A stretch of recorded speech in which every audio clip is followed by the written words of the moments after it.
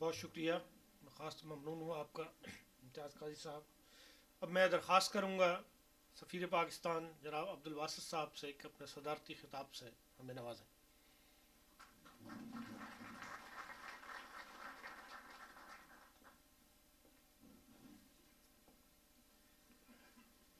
بسم اللہ الرحمن الرحیم۔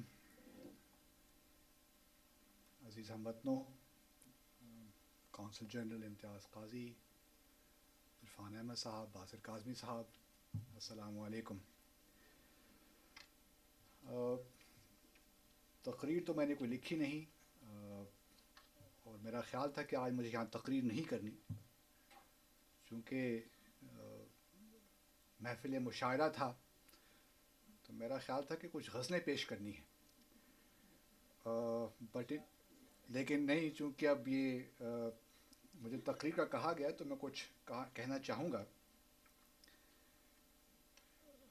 باسر کاظمی صاحب، آپ کا بہت شکریہ، آپ مانچسٹر سے یہاں تشریف لائے اور آپ کی پریزنس نے اس تقریب کو چار چاند لگا دی جیسے کہا جاتا ہے۔ ناصر کاظمی یقیناً ایک بہت بڑے شاعر تھے، درد و غم کے شاعر، محبتوں کے شاعر، لیکن ہمیں ان سے گلہ ضرور ہے، کیونکہ جس زمانے میں ہم جوان ہو رہے تھے ان کی شاعری بھی جوان ہو رہی تھی، تو ہم نے یوں کہہ لیجئے کہ ان کی شاعری نے ہمیں کافی خراب کیا ہے، کیونکہ بھری دنیا میں جی نہیں لگتا، جانے کس چیز کی کمی ہے ابھی۔ سب کچھ ہونے کے باوجود بھی ہمیں یوں محسوس ہوتا تھا کہ ہماری زندگی ادھوری ہے، اس میں کوئی مزہ نہیں ہے، اور یہ ایک خلاصہ محسوس ہوتا تھا۔ تو بہرحال ناصر کاظمی میرے خیال میں پاکستان کے ان دو تین شاعروں میں سے ہیں جن کو بہت گایا گیا، اور یہی وجہ ہے کہ آج گھر گھر میں پاکستان میں اور ایون بر صغیر میں جو کوئی بھی غزل سنتا ہے، اردو غزل، اس کو ناصر کاظمی کا کوئی نہ کوئی شعر ضرور یاد ہوگا، اور یہ میں سمجھتا ہوں کہ اس شاعر کی کامیابی ہے کہ وہ آج بھی ہمارے دلوں پہ راج کرتا ہے۔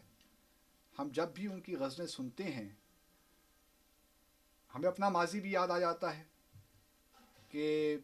کیونکہ آج ہماری بیگم صاحب ہمارے موجود نہیں ہیں ہمارے درمیان، تو میں کچھ نہ جانے کیا کیا کہہ جاؤں، بٹ ان اینی کیس ناصر کاظمی صاحب کی شاعری کے حوالے سے بہت کچھ کہا گیا، اور میں اپنے آپ کو اس قابل نہیں سمجھتا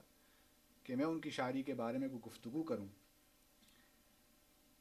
لیکن اتنا ضرور ہے کہ ہم نے ان کی شاعری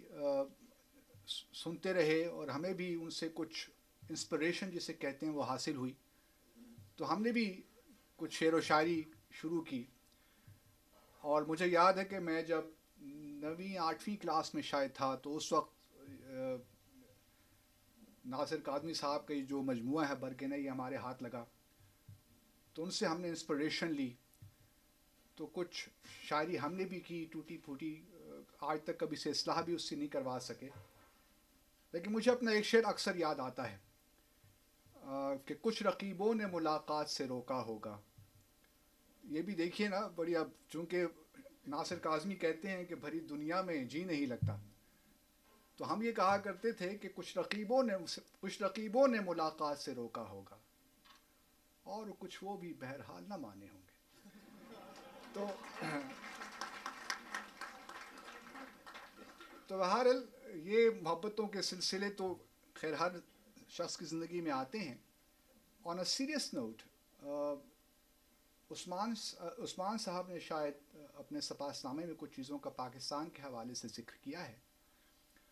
انہوں نے بہت سی ایسی باتیں کہی ہیں جس سے میں 100% اتفاق بھی کرتا ہوں، اور اس تقریب کے آغاز ہونے سے پہلے ہم کچھ طالب علموں کے ساتھ اور باقی دوستوں کے ساتھ انفارملی گفتگو کر رہے تھے، اور بہت سی اچھی باتیں بھی ہوئیں۔ پاکستان جن مسائل کا اس وقت شکار ہے اس کے حوالے سے بھی باتیں ہوئیں، اور کچھ اچھے سوالات ہوئے، میں نے جواب دینے کی بھی کوشش کی۔ یقیناً دیار غیر میں بیٹھ کر پاکستان سے محبت، اپنے وطن سے دور اپنے وطن کی محبت جمع ہو جاتی ہے، اپنے وطن کا خیال بھی رہتا ہے، اور یہ قدرتی امر ہے۔ بحیثیت سفیر پاکستان میں یہ بات سمجھتا ہوں کہ ہمارے ہاں ہمارے ملک میں بہت سے مسائل ہیں، لیکن ہمیں اپنے ملک کے حوالے سے کبھی بھی، جس طرح میں پہلے عرض کر رہا تھا، معذرت خانہ رویہ اختیار نہیں کرنا چاہیے، ہمیں اپولوجیٹک نہیں ہونا چاہیے۔ ہمارے ملک میں پچھلے 65 سالوں میں نامساعد حالات کے باوجود الحمدللہ بہت سے میدانوں میں بہت ترقی کی ہے۔ حالات اچھے نہیں ہیں اور اس کی بہت سی وجوہات ہیں، لیکن انشاءاللہ ایک جمہوری عمل چل پڑا ہے۔ ہم امید کر سکتے ہیں کہ آنے والے دن، آنے والے مہینے، آنے والے سال پاکستان کے لیے اور ان کے لوگوں کے لیے، ہمارے عوام کے لیے خوشخبریوں کے پیغام لے کر آئے گی، کیونکہ ہم بحیثیت قوم ایک محنتی قوم ہیں، سچی قوم ہے، اور کوئی وجہ نہیں ہے کہ ہم ترقی کی وہ منزلیں نہ طے کر پائیں جو دوسری اقوام نے کی ہیں۔ میرا اس حوالے سے ایک ایمان ہے، اور مکمل ایمان ہے، کہ پاکستان کو اللہ تعالیٰ نے ایک معجزے کے طور پہ بنایا، اور انشاءاللہ اس کو ہم نے آگے لے کر جانا ہے، اور جو ہماری نئی نسل ہے اس پہ بڑی بھاری ذمہ داری آن پڑی ہے۔ تو اس کے لیے ایک پتہ سمجھ لیجئے، کچھ عرصہ پہلے جب ضیاء الحق صاحب کی حکومت تھی تو میں اکثر سوچا کرتا تھا کہ کیوں پاکستان ترقی نہیں کر پا رہا، تو یوں خیال آیا کہ احساس زیاں ہوگا تو کچھ بات بنے گی، احساس زیاں ہوگا تو کچھ بات بنے گی، ورنہ کسی صورت میں بھی کیا بات بنے گی۔ احساس ضیاء ہوگا تو کچھ بات بنے گی، ورنہ کسی صورت میں بھی کیا بات بنے گی۔ منزل کا نشان کوئی نہ رستوں کا پتہ ہے، ایسے میں بھلا کیسے کوئی بات بنے گی۔ تو کہنے کا مقصد یہ ہے کہ احساس ضیاں پیدا کیجیے، اور انشاءاللہ اگر بحیثیت قوم ہم میں احساس ضیاں پیدا ہوا تو کوئی وجہ نہیں کہ ہم جو آج کل کے حالات ہیں ان پہ قابو نہ پا سکیں،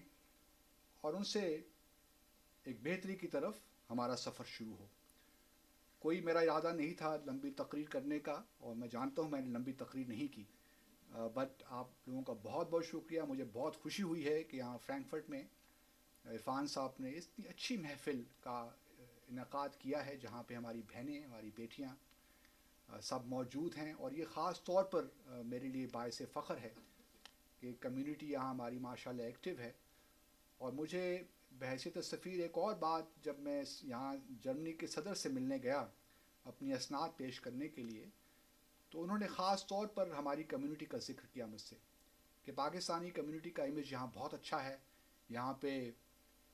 بڑی محنت سے ہمارے پاکستانی کام کرتے ہیں، اور ہم بہت خوش ہیں اور ہمارے لیے فخر ہیں۔ تو آپ یقین جانیے کہ اس وقت میرے کیا احساسات اور جذبات ہو سکتے تھے۔ میرا سر فخر سے بلند ہوا، اور مجھے اس بات پہ اتنی طمانینت اور قوت ملی کہ جرمن کے صدر ہماری کمیونٹی کی تعریف کر رہے ہیں، تو کسی بھی پاکستانی کے لیے میں سمجھتا ہوں کہ یہ باعث فخر ہے، اور مجھے آپ سب پہ فخر ہے، اور میں امید کرتا ہوں کہ جہاں آپ اپنی روزمرہ زندگیوں میں اپنے لیے کام کرتے ہیں، اپنے لیے آگے بڑھنے کے لیے سوچتے ہیں، وہاں پاکستان کی ترقی کے لیے بھی سوچیں گے، اور ہم مل جل کر انشاءاللہ کچھ ایسے پروگرامز یہاں کرنا چاہتے ہیں جرمنی میں، جس کا براہ راست ہمارے ملک کو فائدہ ہوگا انشاءاللہ، طالب علموں کے ساتھ میں نے کچھ ان سے وعدے بھی لیے ہیں اور کچھ بات چیت کی ہے. تو انشاءاللہ اگلے سال کچھ پروگرام رکھتے ہیں